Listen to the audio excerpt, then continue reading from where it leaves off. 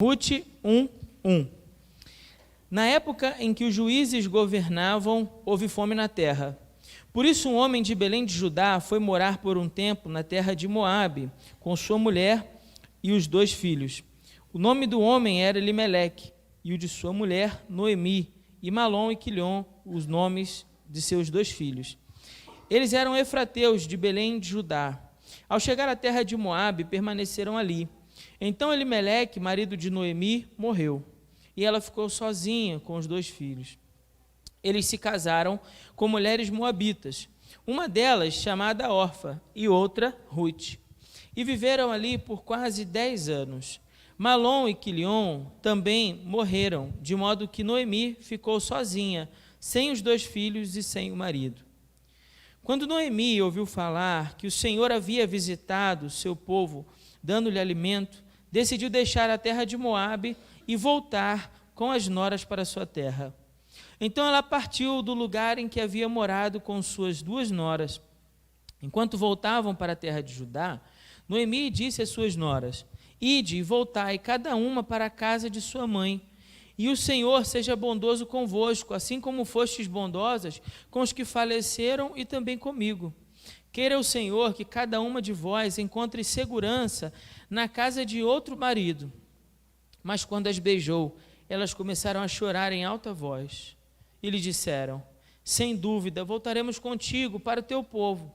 Mas Noemi respondeu: voltai, minhas filhas. Por que virias comigo?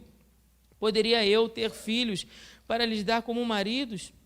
Voltai, minhas filhas, pois já estou velha demais para me casar. Ainda que eu dissesse que há esperança e me casasse esta noite e depois tivesse filhos, por acaso esperarias esperar até que eles crescessem? Esperarias por eles sem se casar? Não, minhas filhas, a minha amargura é maior do que a vossa, pois a mão do Senhor se voltou contra mim. Então elas começaram novamente a chorar em alta voz. Em seguida, a órfã despediu-se de sua sogra com um beijo, mas Ruth permaneceu com ela. E Noemi lhe disse: a tua concunhada está voltando para o seu povo e para os seus deuses. Volta também com ela. Mas Ruth respondeu: não insistas comigo, para que eu te abandone e deixe de seguir-te. Pois aonde quer que fores, irei também, e onde quer que ficares, ali ficarei. O teu povo será o meu povo, e o teu Deus será o meu Deus. Onde quer que morreres, ali também morrerei e serei sepultada. Que o Senhor me castigue, se outra coisa que não seja a morte me separar de ti. Quando Noemi viu que Ruth estava inteiramente decidida a ir com ela, não se opôs mais. Assim, as 2 prosseguiram e chegaram a Belém. Quando entraram na cidade, houve ali certo alvoroço por causa delas, e as mulheres perguntavam: será que esta é Noemi? Mas ela lhes respondeu: não me chameis Noemi, mas sim Mara, pois o Todo-Poderoso tornou a minha vida muito amarga. Na fartura parti, mas o Senhor me trouxe de volta de mãos vazias. Por que me chameis Noemi, visto que o Senhor se colocou contra mim e o Todo-Poderoso me afligiu? E foi assim que Noemi voltou de Moabe, com sua nora Ruth, a moabita. Elas chegaram a Belém no início da colheita da cevada. Vamos orar? Pai, muito obrigado, Senhor, pela tua palavra. Louvado e agradecido seja o teu nome, por aquilo que nós declaramos aqui, essas verdades espirituais que nós cantamos, do quanto o Senhor é bom, do quanto o Senhor não muda, do quanto o Senhor é o mesmo e assim o será para todo sempre, do quanto o Senhor, ó Deus, levou sobre si o fardo dos nossos pecados e carregou sobre si a nossa culpa, oferecendo a nós o perdão, oferecendo para nós, ó Deus, reconciliação contigo. Pai querido, nós queremos te agradecer pela tua bondade, pela tua misericórdia que se renovou nesse dia sobre nós, e pedir que no nome de Jesus, diante dessa tua palavra, teu Espírito Santo possa falar conosco, Senhor, de maneira poderosa, de maneira a transformar a nossa mente, o nosso coração. Nós oramos assim com o perdão dos nossos pecados, em nome de Jesus. Amém. Os irmãos podem se assentar.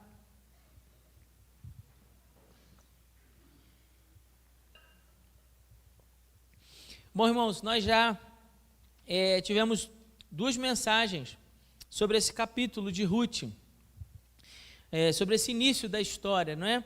Nós dividimos o capítulo 1 em 3 sessões maiores para facilitar o nosso entendimento. Então, em todas as mensagens nós lemos todo o capítulo, porque como ele é curtinho, ia facilitar para nós o entendimento, né? Para que aquele irmão que de repente não veio nas outras mensagens pudesse também entender, compreender melhor o contexto da passagem. Mas a gente dividiu em 3 sessões. A primeira sessão vai do 1 até o verso 5, acompanha por favor na sua Bíblia, que é quando Noemi foge dos seus problemas. Diz o texto que ela e seu marido Elimeleque, junto com seus 2 filhos, Malom e Quilion, saem de Belém de Judá, né? Eles eram efrateus de Belém de Judá, saem da sua terra e vão para Moabe por conta da fome. Informação importante que a gente precisa recapitular aqui é o tempo em que isso acontece. O texto diz para nós que isso acontece na época dos juízes. Que época é essa? Por que o autor está fazendo questão para nós de narrar em que momento essa história ela acontece? Volte, por favor, uma página aí na sua Bíblia, porque aí você tem o final do livro de Juízes, certo? Amém? Se voltar uma folha aí. E aí o capítulo 21, verso 25, tem um versículo, e esse texto desse versículo 25, ele se repete algumas vezes ao longo do livro de Juízes, para retratar que momento é esse. Então esse versículo aízinho pequeno, resume o período do juízo. Ele vai dizer assim, naqueles dias não havia rei em Israel, cada um fazia o que lhe parecia certo. Então, como não havia rei em Israel, cada um fazia o que lhe parecia certo. Em outras palavras, cada um ia conforme a sua própria cabeça. O que você pensasse que era certo, você fazia. É o que a gente hoje vê por aí, quando alguém diz assim, não, senti no coração de fazer. Senti no coração. Embora a Bíblia fale que o nosso coração é enganoso e o nosso coração é totalmente corrompido pelo pecado. Mas ainda assim, há quem insista em se deixar guiar pelo próprio coração. Esse período dos juízes é um período de degradação total em Israel. Guerra, conflito, depravação, idolatria, prostituição. A nação de Israel vai de mal a pior. Depois da morte de Josué e daquela geração que serviu ao Senhor junto com Josué, a nação vai de mal a pior. E cada juiz dos 6 que aparecem no livro, cada juiz parece que consegue ser ainda pior. Então, a coisa toda vai numa espiral descendente de degradação. Cada juiz vai piorando e piorando e piorando. Agora, em Deuteronômio capítulo 17, Moisés escreveu sobre a promessa de que Deus traria sobre Israel um rei. E esse rei seria um rei temente ao Senhor, temente a Deus, e que conduziria o seu povo de acordo com a lei do seu Deus. Por isso ele diz, como não havia rei em Israel, cada um fazia o que lhe parecia certo. Não havia alguém para conduzir a nação espiritualmente, não apenas administrativamente, mas espiritualmente. E aí nesse período eles então vão sair da terra deles e vão para Moabe em busca de alimento para sua família. Agora lembre também que a terra em que eles estão, a terra de Canaã, é a terra da promessa do Senhor. É a terra da promessa do descanso, é a terra da promessa da provisão de Deus, do mel, do leite e mel que Deus iria prover. Mas essa terra, desde os patriarcas, já tinha passado por períodos de seca, né? Os irmãos vão lembrar aqui, a gente falou, por exemplo, nisso, quando a gente falou sobre Abraão, e que Abraão está lá na terra de Canaã, e ele enfrenta um período de seca e ele desce para o Egito. Então a terra era uma terra farta, mas passava por períodos de seca. O texto não diz se esse era um período de seca por causa do clima mesmo, uma situação da própria natureza, ou se era por desvio do pecado de Israel. Embora, por ele ter dito que esse tempo era o tempo dos juízes, dá para nós uma indicação mais acertada de dizer que a seca que Israel está vivendo aqui é por conta do pecado. Então, por causa do pecado, Deus havia dito que se eles abandonassem os caminhos do Senhor, Deus então pesaria a mão sobre Israel e traria justiça sobre Israel. Isso faria com que o céu não desse chuva, os campos não dessem alimento, os animais não dessem cria e as mulheres não engravidassem. Isso a gente já leu lá no livro de Levítico e no livro de Números. Então, esse primeiro momento é esse momento quando eles saem e vão, na tentativa de fugir do que está acontecendo, eles fogem para Moabe. O caminho certo seria buscar ao Senhor na terra da promessa.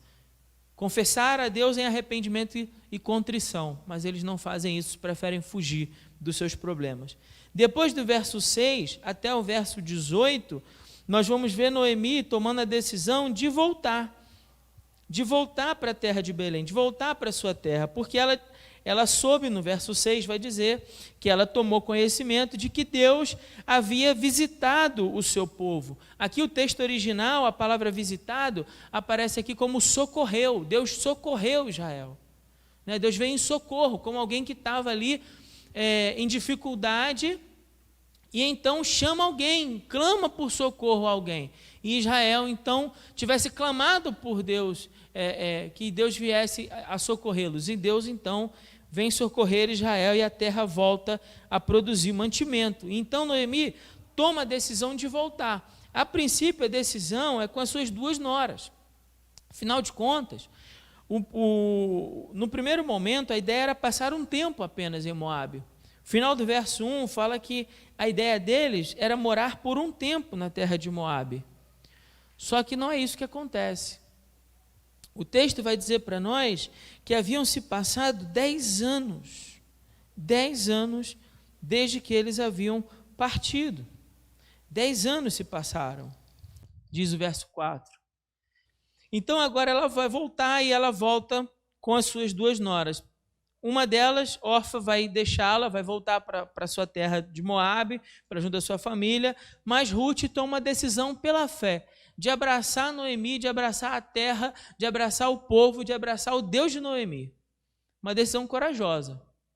Por quê? Porque o cenário todo é um cenário ruim, é um cenário de circunstâncias muito difíceis para Noemi. Veja, ela perdeu o marido, ela perdeu os 2 filhos, ela passou 10 anos longe dos seus parentes, familiares, amigos, conhecidos, ela passou 10 anos longe da sua casa, sua terra, dos seus parentes, e agora ela precisa voltar. Mas ainda assim, Ruth toma uma decisão pela fé, de abraçar Noemi, abraçar o seu povo, abraçar a sua terra, abraçar o seu Deus.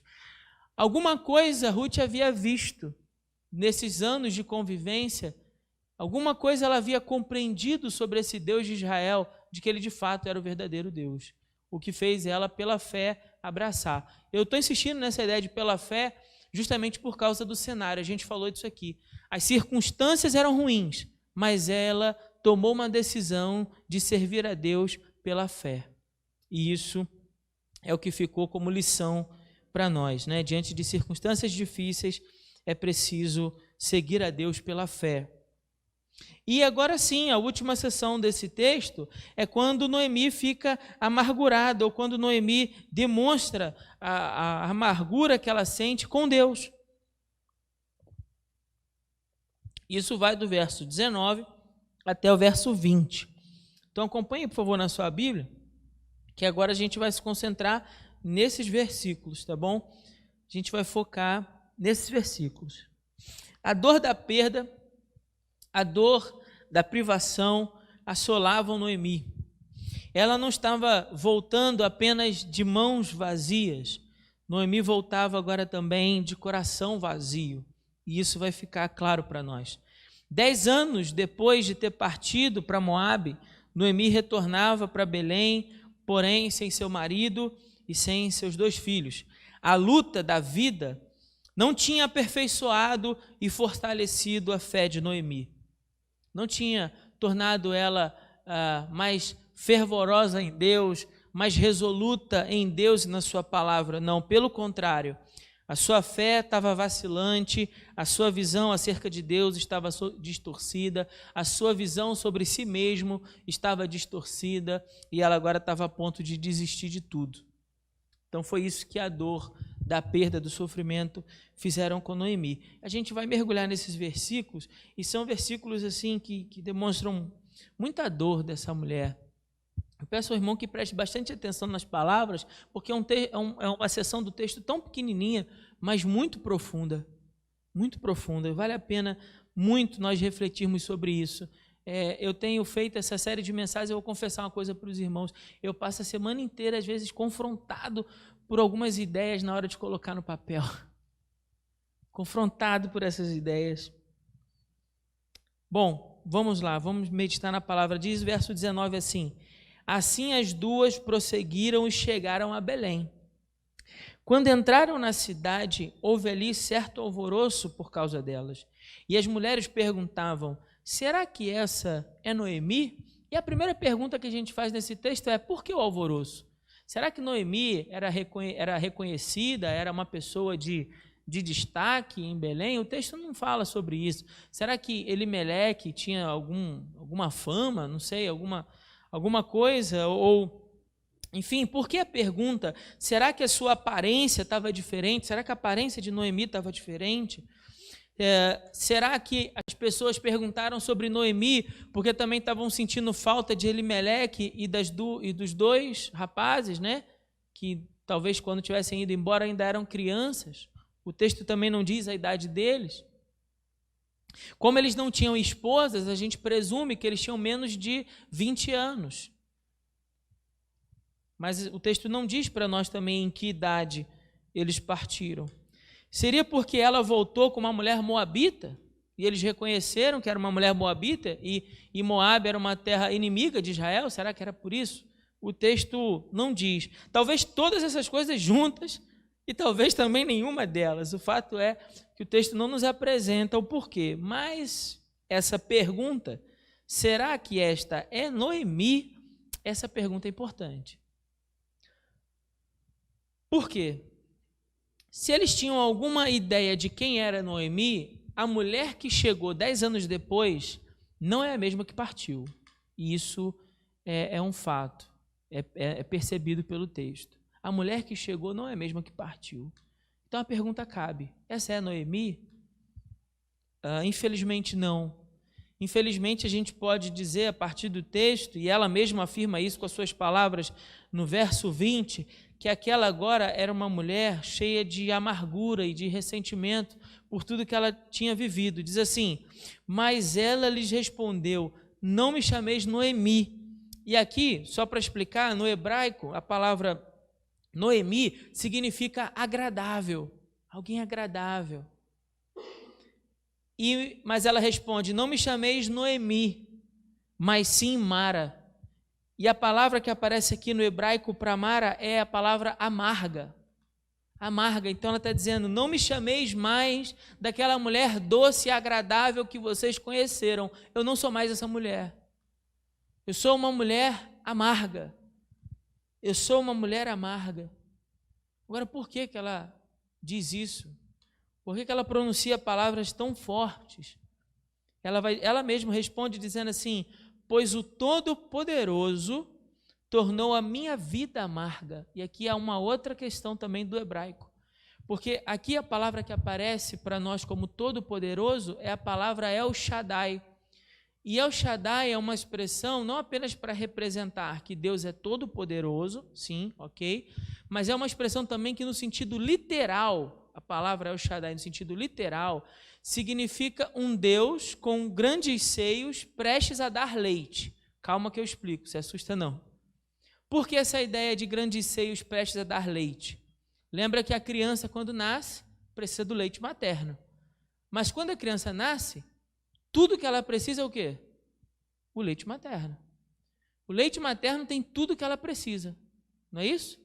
Então, o leite materno, ele vai prover todas as necessidades daquela criança, sim ou não? Sim? Então, a ideia de se referir a Deus como El Shaddai é se referir a Deus como aquele que tem poder para prover todas as nossas necessidades. Ficamos claros? Amém? Sim? Se ficar confuso, coça a nuca aí que eu tento explicar de outra forma. Então, ele vai tentar, ela está se referindo como o Todo-Poderoso, e há uma certa ironia aqui. Percebe a ironia? A primeira ironia está no seu próprio nome, o jogo de palavras no seu nome. Não me chamem de agradável, me chamem de amarga. E qual é o motivo pelo qual agora eu não sou mais aquela Noemi que vocês conheceram? Eu sou uma mulher amarga.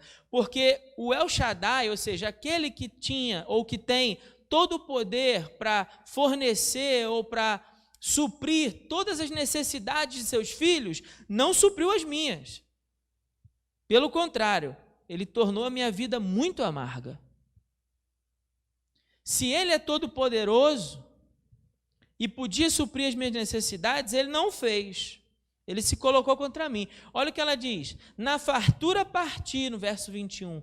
Mas o Senhor, agora ela usa outra palavra. Aqui a palavra é Iavé. Iavé.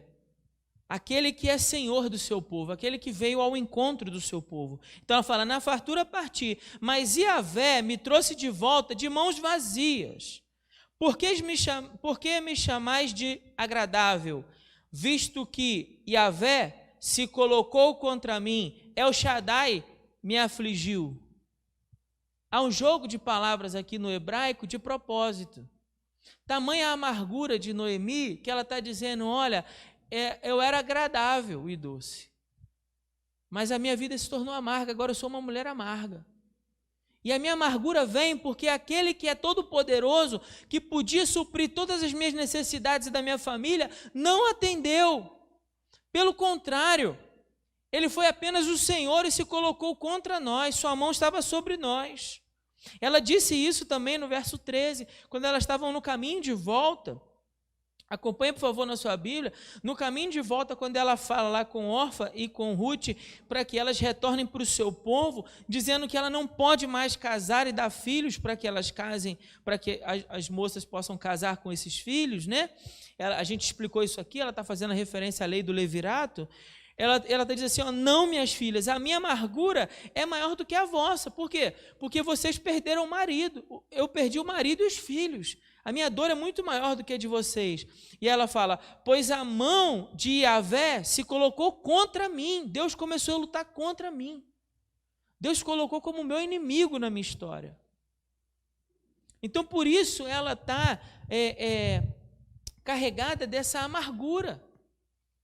Por isso ela está com todo esse ressentimento, por isso ela não tem receio até de responder, de expressar essas palavras publicamente para as mulheres que estão perguntando, será essa Noemi?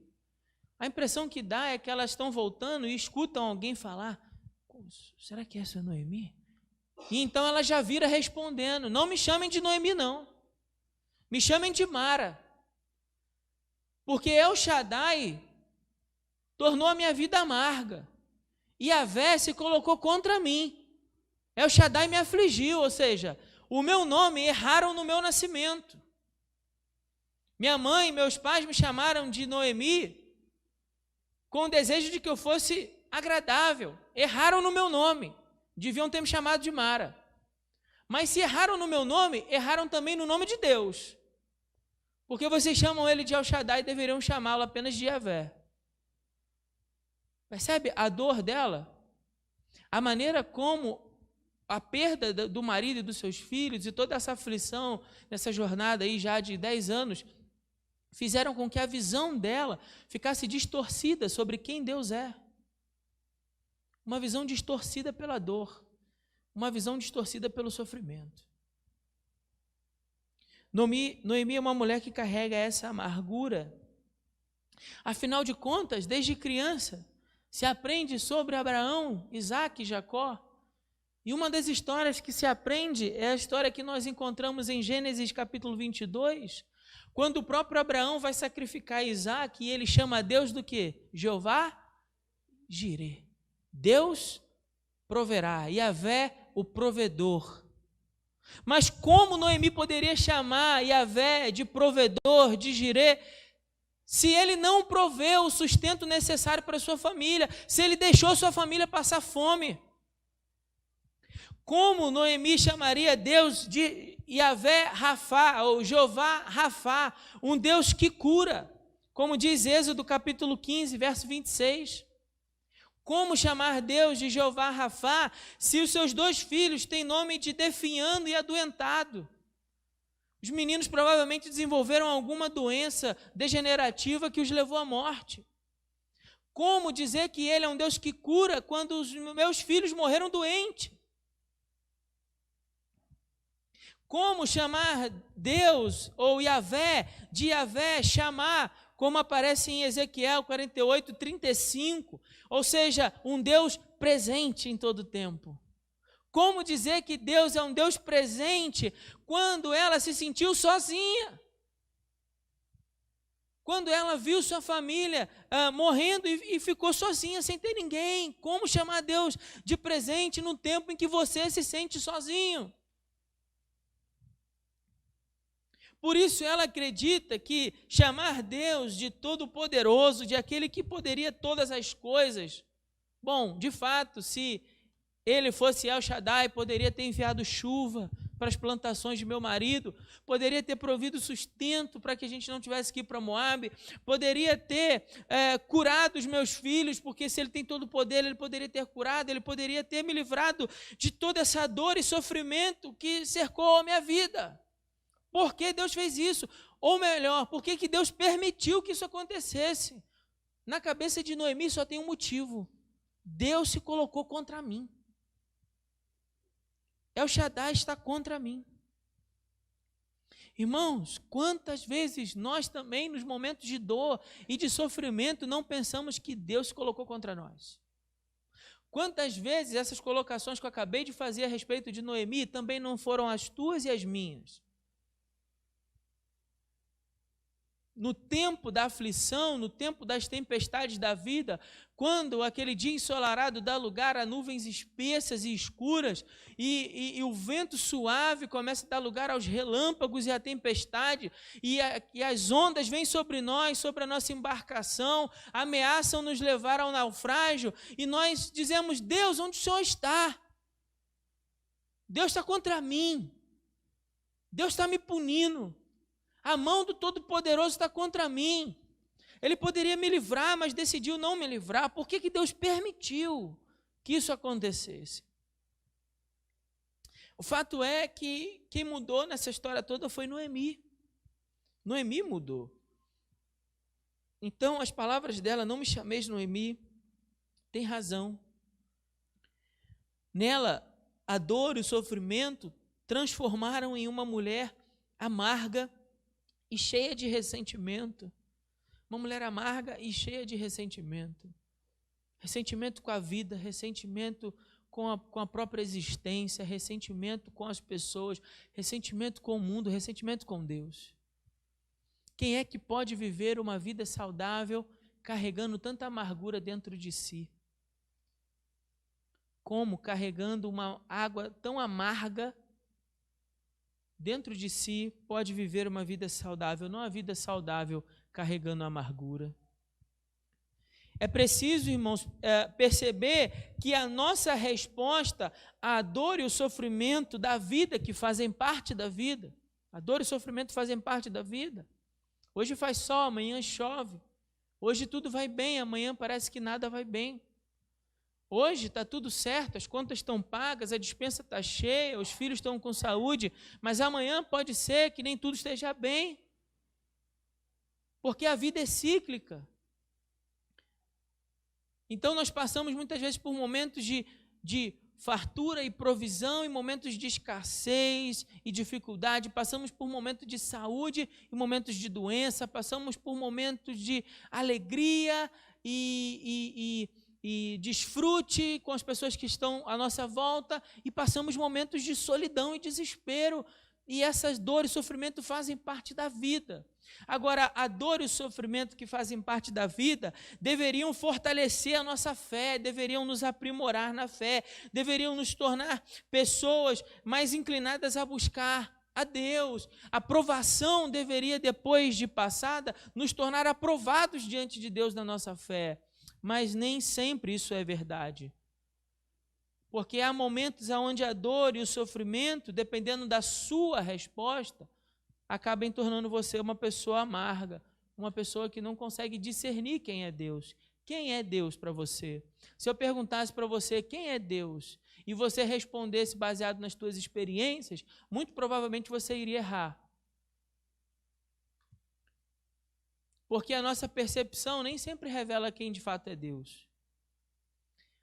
E a prova disso está nesse texto. A percepção de Ruth era que Deus era um Deus que estava contra ela. De Noemi, perdão. Era que Deus era um Deus que estava contra ela. Então a percepção dela estava distorcida por causa da sua dor e do sofrimento, da maneira como ela havia reagido ao sofrimento. Por isso que é tão importante nós entendermos que o mais importante não é o que acontece conosco, mas a maneira como nós reagimos ao que acontece conosco. Isso é muito importante. Porque você não pode mudar os fatos. Nem sempre nós temos poder de mudar o que vem sobre nós. Veio sobre nós. E às vezes o que veio sobre nós, nós não nos agradamos do que veio. Foi dor e sofrimento.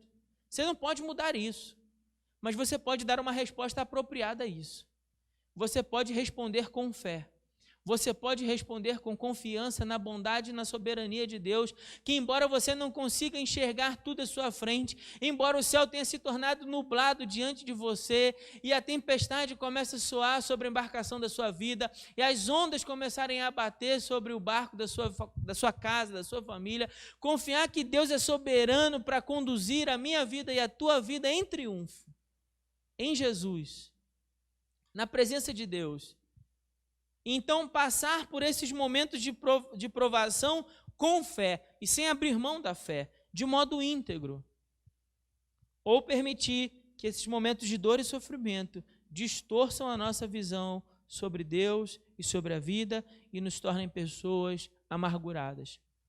Agora, a amargura vai dar lugar à ira, vai dar lugar primeiro ao descontentamento, o descontentamento vai gerar ira e essa ira acaba em revolta.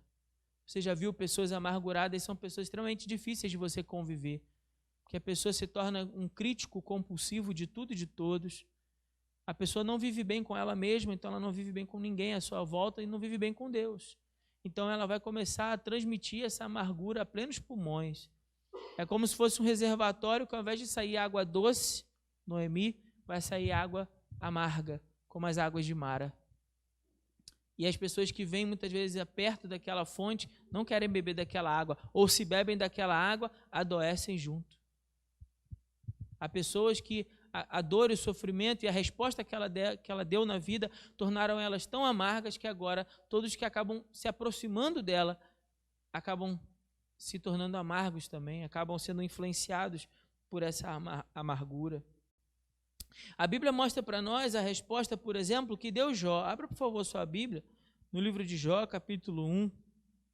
Jó também é alguém que passou por muita dor e sofrimento. Jó é alguém também que perdeu tudo que tinha, tudo que possuía. De repente perdeu. E no capítulo 1, a partir do verso 13, a Bíblia narra para nós qual foi a resposta de Jó. Diz assim, Jó, capítulo 1, verso 13. Certo dia, quando os filhos e filhas de Jó comiam e bebiam, vindo na casa do irmão mais velho, um mensageiro foi até Jó e lhe disse: os bois estavam lavrando e as juntas pastavam perto deles. Então os sabeus os atacaram e os levaram. Eles ainda mataram os servos ao fio da espada, e só eu escapei para trazer-te essa notícia. Enquanto esse mensageiro ainda falava, veio outro e disse: fogo do céu caiu, fogo de Deus caiu do céu, queimou as ovelhas e os servos e os consumiu. Só eu escapei para trazer-te essa notícia. E enquanto ele ainda falava, veio outro e disse: os caldeus dividiram-se em 3 grupos, atacaram os camelos e os levaram, e ainda mataram os servos ao fio da espada. Só eu escapei para trazer-te essa notícia. E enquanto ele ainda falava, veio outro e disse: teus filhos e tuas filhas estavam comendo e bebendo vinho na casa do irmão mais velho. Veio um forte vento do deserto, atingiu os 4 cantos da casa, que caiu sobre os jovens e eles morreram. Só eu escapei para trazer-te essa notícia. Olha que situação. Então, verso 20 diz: então Jó se levantou, rasgou o manto, rapou a cabeça, prostrou-se no chão e adorou e orou. eu saí nu do ventre da minha mãe, e nu voltarei para lá. O Senhor o deu, o Senhor o tirou, bendito seja o nome do Senhor. E em tudo isso Jó não pecou, nem culpou a Deus por coisa alguma. Olha a resposta de Jó diante do duro sofrimento. A nossa resposta diante da dor e do sofrimento não deve ser como Noemi, nos voltando para dentro de nós e guardando aquela dor, aquele sofrimento dentro, gerando toda essa amargura. Pelo contrário, a nossa resposta precisa ser como a resposta de Jó, que respondeu com fé, na confiança de que Deus é bom, bendito seja o nome do Senhor, louvado seja o nome do Senhor, Deus deu, Deus tirou, e em todo tempo Jó não atribuiu a Deus falta alguma. É a confiança, é uma resposta de confiança na soberania de Deus que está conduzindo as nossas histórias. Olha que interessante, Noemi, ela quando sai, ela não consegue enxergar, mas quando ela volta, ela começa a rever seus conceitos e valores. E essa é uma experiência importante para nós também, atentarmos nesse texto. Há momentos em que nós vamos passar por dor e sofrimento, e nesses momentos é muito importante que você tenha claro em sua mente o que de fato tem valor na vida, o que de fato é o mais importante da vida. Porque nem sempre a gente consegue enxergar isso. Às vezes nós temos algumas coisas que são muito importantes como que certas e acabamos desprezando. Infelizmente, a familiaridade conduz ao desprezo. E aí a gente acaba não dando valor a coisas para nós que são muito caras. E aí nós perdemos. E aí quando nós perdemos, nós sentimos a dor da perda. Olha só o que diz o verso 21. Esse verso 21, ele sempre me faz pular quando eu estou passando na leitura bíblica pelo livro de Ruth. Ele fala assim, ó, na fartura parti. Na fartura parti? Como assim? Espera aí. Vamos voltar ao versículo 1 do capítulo 1. Na época em que os juízes governavam, houve fome na terra. Se houve fome na terra, como é que ela está dizendo que partiu na fartura? Ela deveria dizer, partir na fome. O que ela está chamando de vida farta? Olha o que diz. Mas o Senhor me trouxe de volta de mãos vazias. O que ela perdeu lá? O que Noemi perdeu? Seu marido, seus filhos, sua família. Agora, depois de perder, ela começa a perceber o que de fato tem valor. Quando eles saíram de Belém, indo lá para Moabe, em busca de alimento, achando que estavam passando um momento difícil, agora ela percebeu o que é um momento difícil. E ela vai dizer, olha, quando eu parti na fartura, eu tinha tudo e não sabia. Eu tinha tudo e não me dei conta. Eu era rica. Eu tinha um marido abençoado, tinha filhos abençoados. Eu era uma pessoa rica porque eu tinha uma família. Eu era farta da riqueza que realmente importa. E agora? Agora eu estou pobre. Minhas mãos estão vazias. Noemi saiu de Belém com um vazio, talvez no estômago, porque não tinha alimento. Era momento de buscar a Deus. Era momento de se arrepender do pecado e pedir a bênção de Deus sobre a terra. Ela não fez isso. Agora ela volta para casa e está com o coração vazio. Ela fala das mãos, mas é o coração. Ela perdeu o que realmente fazia a vida dela ser uma vida rica. Irmãos, em nome de Jesus, essa palavra precisa tocar o nosso coração. Essa palavra precisa abrir a nossa mente. O que você tem no bolso é dinheiro, mas o que você tem em casa, na sua esposa, nos seus filhos, no seu marido, isso sim é riqueza. Entenda isso, o que você tem no bolso é dinheiro. Que Deus te abençoe e que nunca falte. Mas o nome de Jesus, entenda, a verdadeira riqueza está na família. Um homem é rico ou pobre pela sua família. Os filhos são herança do Senhor. Recompensa, o galardão que Ele dá. Você acha que a herança de Deus ia ser algo pequeno? Algo corriqueiro? Comum? Não, não. Herança do Senhor. Herança. O Deus Todo-Poderoso, que é rico de tudo, te deu uma herança, seus filhos. Te deu uma esposa, um marido abençoado, uma família abençoada. Louvado seja Deus por isso, que nos agraciou. Você é rico. Talvez tudo que você não tenha é dinheiro. Entende? Mas você é rico, porque você é rico daquilo que realmente importa. Noemi precisou perder tudo para compreender isso. Você não precisa passar por isso, igreja. Em nome de Jesus, que não seja necessário você perder tudo para compreender que a verdadeira riqueza estava na sua esposa e nos seus filhos, no seu marido e nos seus filhos, na sua casa, em que todos estavam lá e estavam bem, e estava tudo certo. Talvez não era a melhor casa do mundo, o melhor carro do mundo, o maior conforto do mundo, mas é a sua família. É a riqueza do Senhor. Ela precisou perder para compreender isso. Queira Deus que nenhum de nós precise chegar a esse ponto. Queira Deus que cada um de nós possa olhar do quanto nós já somos abençoados, quanto nós já somos prósperos, da riqueza que realmente importa nessa vida.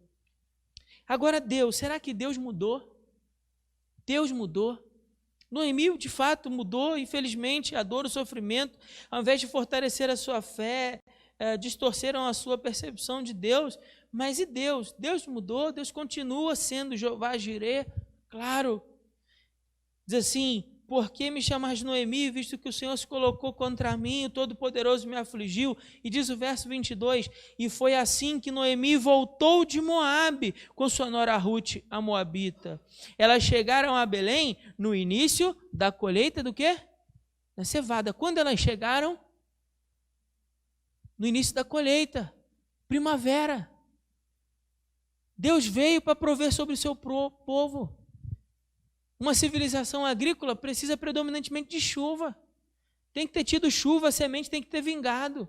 Senão não tem colheita, não. Mas ela chega num ponto, embora Noemi esteja chegando em Belém, e vamos aqui a outro item do hebraico. Belém significa a casa do pão. Então elas estão chegando na casa do pão. E embora ela chegue muito amargurada, naquele momento que ela chega em Belém é um tempo de festa, é um tempo de celebração, quando o povo se reunia para celebrar a colheita. Deus havia agraciado o seu povo, Deus havia abençoado o trabalho do seu povo, Deus tinha confirmado a obra das suas mãos. Então elas chegam nesse tempo. Você acha que isso é coincidência? Isso é providência. Capítulo 2, no início, a gente vai ver que Ruth vai colher espigas. E quando ela vai colher espigas, e pela lei, os necessitados podiam colher as espigas que não passassem pelos ceifeiros, né, por aqueles que fossem contratados pelo dono do campo para colher. Se por alguma razão eles deixassem alguma cair, ou não tirassem todas as espigas do pé de milho, não viram alguma espiga, os necessitados poderiam vir e colher essas espigas pela lei. E era até dito em Israel que não se fizesse 2 colheitas nos ceifeiros, para que justamente acontecesse de o que passasse não ser pela ganância do dono da terra, mas pelo contrário, fosse para atender o órfão, o estrangeiro e a viúva. E pela providência de Deus, ela vai colher espigas num parente de Noemi. Olha como é que o tempo mostra, o final do texto, o verso 22, mostra que o tempo de Deus estava conduzindo essa história. Deus, de forma soberana, estava conduzindo a vida delas. Noemi não conseguia enxergar o que ela tinha. Ela ainda tinha vida, enquanto a vida há esperança. Deus é um Deus de novos começos, sim ou não? Então Deus é um Deus de novas oportunidades, novos começos. Ela não conseguia enxergar isso, mas Deus estava dando para ela. Outra coisa que ela não conseguia enxergar era a bondade, a lealdade de Ruth, que estava ali do lado dela. Ela não estava sozinha. Ela tinha alguém que, apesar da dor e do sofrimento, tinha decidido permanecer com ela. E ter alguém ao nosso lado num tempo de dor e de aflição é muito importante, é muito bom. Ela tinha isso também. E o que mais ela tinha? Ela tinha o próprio Deus conduzindo essa história. Porque, embora ela não pudesse ver, ela chega no tempo no tempo da primavera, quando estava tudo florescendo, e eles estavam celebrando o que iam colher. Então, olha que alegria, aquele momento e elas chegarem ali. Deus é bom. Elas ainda não conseguiam ver, mas essa história, a gente vai continuar nessa história e a gente vai conseguir perceber o quanto Deus estava conduzindo de forma soberana e bondosa a história de Noemi e de Ruth, e quanto Deus seria um Deus gracioso na vida delas, no tanto que Deus ainda mudaria essa história pelo cumprimento da lei do Senhor. Deus é bom e o seu amor dura para sempre. A palavra de Deus diz lá no livro de Romanos, capítulo 8, verso 28, que todas as coisas cooperam para o bem daqueles que amam a Deus. Todas as coisas, irmãos. Todas as coisas. Noemi ainda não conseguia enxergar, como nós, no tempo da dor.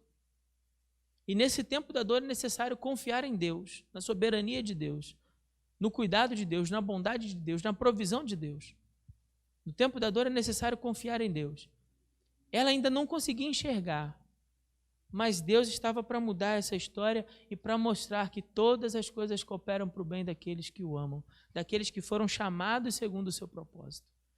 Então, que fica para nós como lição dessa palavra é que ainda que você, por conta da dor e sofrimento dessa vida, não consiga enxergar claramente quem Deus é, e não consiga enxergar claramente o quanto é preciso confiar em Deus, em sua palavra nesse tempo, confie na sua bondade, confie na soberania de Deus, confie na capacidade de Deus de fazer tudo novo de novo. Confie num Deus de novos começos. Ainda que os seus olhos não consigam enxergar a solução nesse tempo, confie em Deus. Amém?